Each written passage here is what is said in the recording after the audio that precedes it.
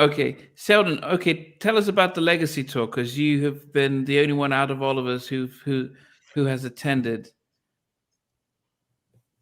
Yeah, I'm gonna tell you, it was a great show. Like I was telling you, Namdi, I got off of a red eye flight from the west coast to the east coast, and then I had to drive like 2 hours in heavy rain to Baltimore to get to the show.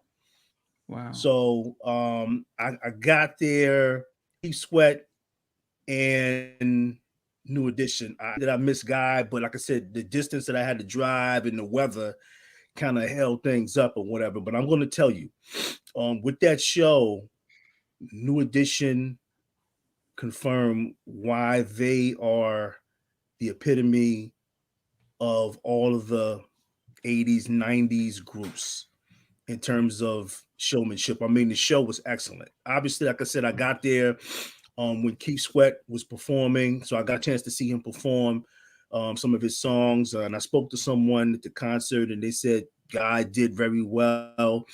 But I'll tell you, the spot was packed. We're talking about 20,000 people. It was packed, everybody, and it was just Keith had the audience in the palm of his hand. Teddy performed with him, and it was just he was running through all the songs off the Make It Last Forever album, and I swear it was just Keith and Teddy, and the audience was singing along, song for song. He just had him in the palm of his hand, man. It was just I've never seen him live in concert before.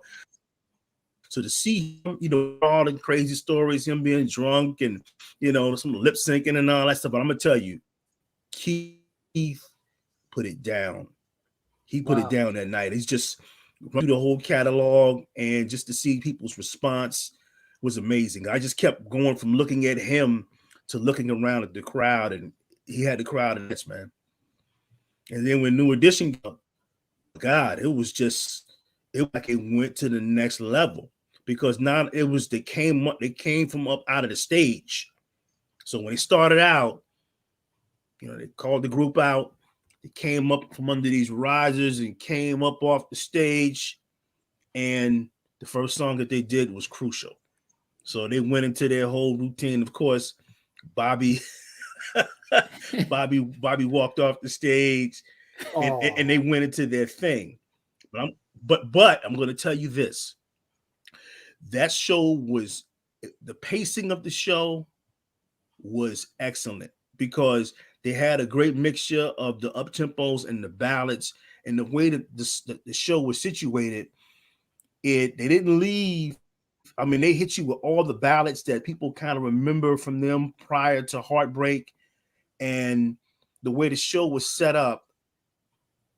Even though, believe it or not, Bobby got the largest and the loudest screams of the whole night. Wow. Bobby was just, the response for Bobby was so great. And the way that they set it up, obviously, the sequencing of the started out with the up tempos, but it was paced to where everybody got a chance to do their solo songs. And when Bobby was doing his thing, he would come out and do the ballads like Roni, and people would just lose their minds. And then when it came to the up tempo songs where he would normally dance, he would come out and New Edition would perform the songs with him. And the way it was set up, they would do the choreography, but then they would interact with them. So it was like to compensate for all the athletic stuff that he used to do when he was young. It was like you really didn't miss it. It wasn't like when you were watching him perform, you're like, oh man, I wish I could see the Bobby from '88 because he would perform and they would dance with him. And then there were moments in time where Bobby would do free from '88. Now, he wasn't doing it at the pace that he was doing it back then, but Mm. what he would do the dance, the choreography off of Toby, and he would just enough where people would kind of really pull in just to give you enough of what he used to do. And again, one support from the group members, man. And then when it came to, let's say for example, come out and do his thing, and it was amazing because I'm watching there's a lot of women there, And it's crazy to see a bunch of women that are like 50 years old, 50 plus years old, and they're being transformed into teenagers right before my eyes. Because he's doing songs like with you all the way, lost in all the new edition they did when they were like 15 and 16. And I'm seeing them back into kids again. So it was paced very well. The way of their songs, it wasn't like they left anything out, but it was, you started out with the up tempos, then it the slow ballads, then they would pick it up again. Now from Ricky would do Mr. Telephone Man. Bobby he didn't come out and perform that, but it was still, you didn't miss anything. And then when they had periods of time when they would do their songs, and they would have a period where Ralph would actually like talk. I mean, not Ralph, Mike. He would go to the top of the stage and he would be up there by himself, and he would do his talking, like when they would do, what's the one? Can You Stand the Rain? And he would get and he would have his part where he would talk. The way the stage was set up, it was just like they would go out, they would do, uniform changes, they would change the mics up. When they would go into one song, four of them would kind of like share the mic, and Ralph would do his thing. I'm trying to tell you, I saw them perform many years ago, maybe 30 years ago, 1984. That was like the first concert I ever went to. And to see them now, I'm trying to tell you, man, they are head and shoulders over all of the peers who they had come out with. So you're talking about, you saw them during the Home Again. So imagine the Home Again show times 10. I'm not gonna lie to you. You're talking about the choreographer's on point, singing was on point. How much of everything the Heartbreak album? How much of that album did they do song wise? Oh wow! They did Crucial, which was up the show. They did, of course, If It Isn't Love. They closed the show with Any Heartbreak. Wow. The song, the remix to Any Heartbreak. They did that one, yes, because Poison closed the show, and then they got back with the going on the Any Heartbreak remix. So they did that. They did what's the other record that they did? Can You Stand the Rain? You're Not My Kind of Girl. You're Not My Kind of Girl. Did you do Sorry I'm Not Your? Yeah, I love that record. Oh, yeah. God. Yeah. Because what they did was they would have in the background, they would have like the videos, and you kind of knew what was going to happen because the microphones that they had in the video, You're Not My Kind of Girl, they brought those microphones out as soon as they brought them out because it was dark. So everybody knew what they were going to do. Wow. The slants or whatever, the slanted microphone. Oh my God, them guys, man, they turned it out. They turned it out. You're talking about, I mean, on a scale of 1 to 10, 10, man, 10. I'm talking about Johnny. He went ahead and did his thing. Oh my God, yeah. Yeah, I mean, you wonder because he did my. Go ahead. No, but because we're talking about guys who have been in the industry 40 years, so they're all in their mid 50s, and they, after Any Heartbreak and they had Home Again album, they didn't have New Edition they didn't sell as many albums as many people, but when they go on tour, it seems as if they had learned from the time when they're kids that, what will keep you relevant is having a performance. So the music doesn't seem to be the selling point as opposed to the performance and the emotions that the music then evokes when you see the performance, because you're thinking about, okay, people go see Mary or see Beyonce, but I don't get this type of effect about New Edition, about their tours or shows, as I'm seeing when it comes to New Edition. It seems if everyone just respects them. And so you're telling me they didn't miss a beat when they were on stage. They just seemed like they took into something. The reason why that is because they patterned themselves after performing. They after people like Magic and the Jacksons and people who were like stood and they sang pyro. So they patterned themselves after. So there was no other kid groups out for them to pattern themselves after. So they carry that with them, work for them, because everyone else was who came years after.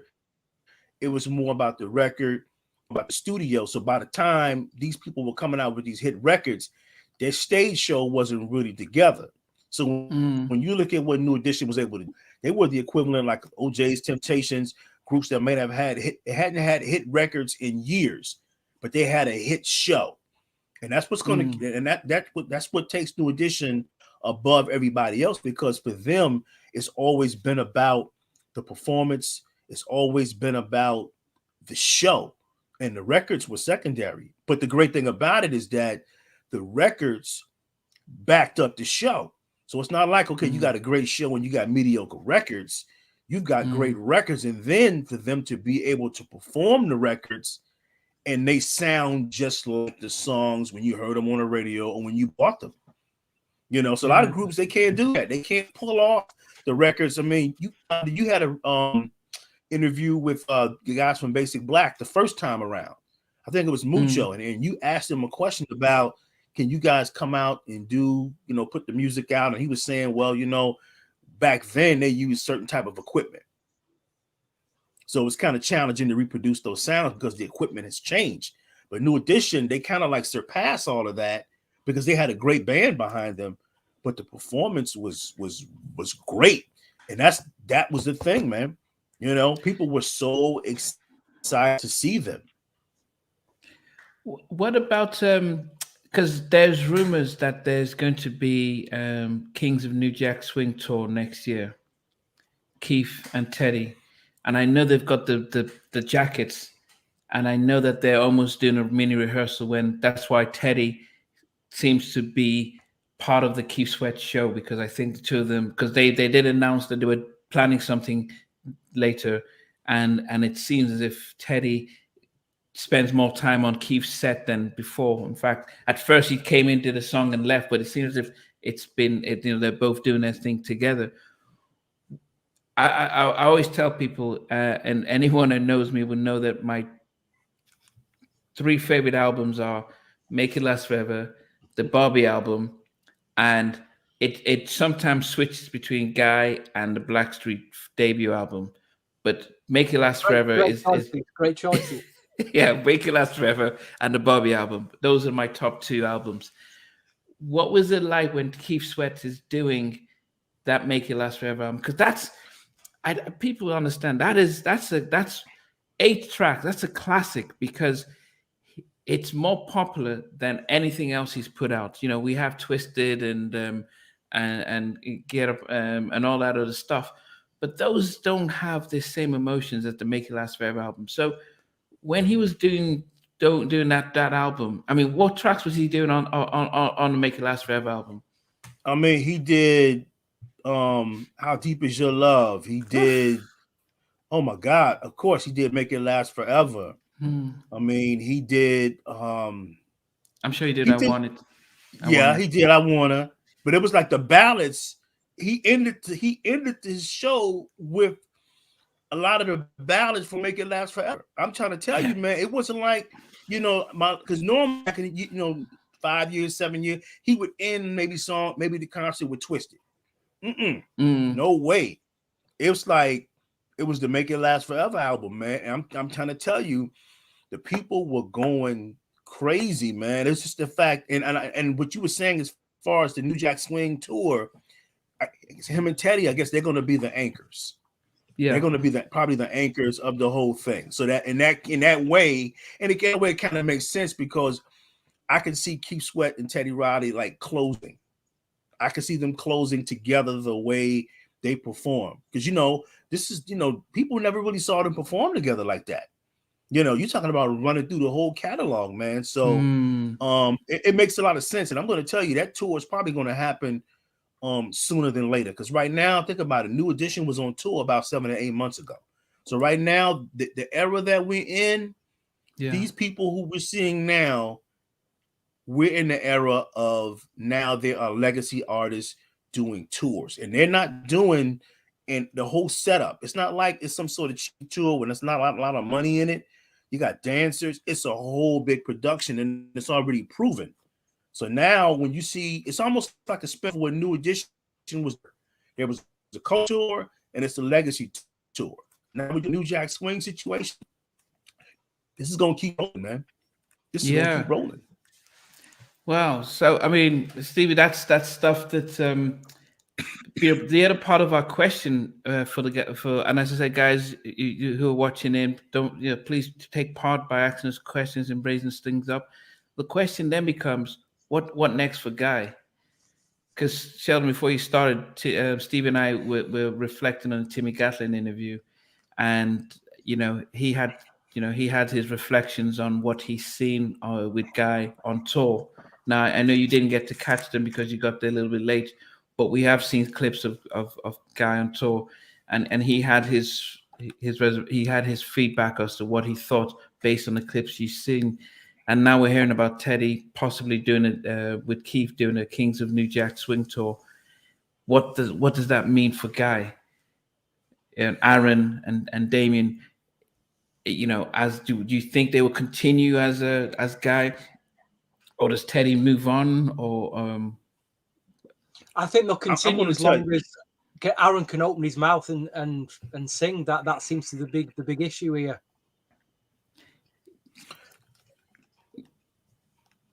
I think that like Stevie says, is that they'll continue, man, because right now, I mean, guys are getting older, man. So right now, when you look at this touring situation, it's such a big thing. And they're not doing 10 dates or 5 dates. They're doing like 30 cities. And you haven't seen like black music in 30 cities in decades, man. So right now, I don't see them not jumping on this tour. I really don't see them doing it. I think they're all gonna get on board and go out and do it again. And I hope they'll do it because I missed them. I never saw them in their prime, so I would love to see them. But in terms of the tour situation, I think it's going to be great. Just like Bobby Brown did an interview before, say, look, all the fighting that we used to do, we're not fighting anymore. Because again, they know what this actually means. They know what it means to the fans, but they also know what it means to them, man, in terms of this. Everything kind of lines up. Because with R&B tours, sometimes it's not, it's treated as this big event. It's just a regular tour. So now I'm glad to see things come full circle where the notoriety, fans are coming out. These individuals are able to go ahead and make good money off these tours. So I would love to see them go back out again. I think in this case, people, there's a lot of questions, a lot of issues, criticisms and whatnot.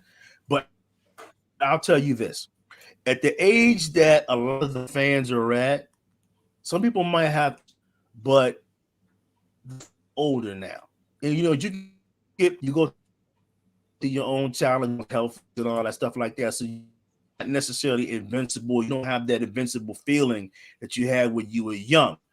Go out there and then not like 25 or 30 years anymore. You kind of see shortfalls and all of that. It kind of glides right at that point. You're kind of like seeing yourself. It's like you're growing older with the artist. That's why when you see the response with Bobby, 20 years ago, Bobby was like the laughing stock of America, man. They just really made fun of him. A lot of low blows, negative comments, and all. At this point with Bobby, everybody is pulling for him because of all the life issues and stuff that he's had. So in this era, I think people are just glad to see the groups come out and do this classic music that they love. And I think it makes sense, for Teddy and Keith to be the anchors and everybody come out and, do what they do. So this whole touring situation is a great thing. Wow. So guys, let us know your thoughts if there is a Kings of New Jack Swing tour, because they are wearing the jackets, and they did hint on it. This was a couple of months before the Legacy tour, so it's and we have to give a big shout out to Black promoters. Is it Black promoters? They are a group Collective, of Black Owned Collective. They're a group of Black promoters who decided, you know what? Why don't we pull our resources together, and form one company, and start to only do arena tours. So they did the culture tour last year. Then they did the they did the culture tour last year. Then they did the tour with Maxwell and Joe, as with Anthony Hamilton. They did Mary J. Blige's Good Morning Gorgeous tour, and they're doing some comedy tours as well. But then they're the ones who put out this Legacy tour, and they said, look, we're not going to do small venues. It has to be arenas. And New Edition would have done more dates, but because of the NBA playoffs and other things, they couldn't get the venues. So when people say, I wish they came to our city, it wasn't that they didn't want to come to, they just didn't have a venue big enough for them. And their shows are proper big arena tours. You can't really, in this day and age, stadium tours don't get the same effect. So that's probably why. So they're going to keep planning, and it wouldn't surprise me if they come out with another tour next year. But it's really good.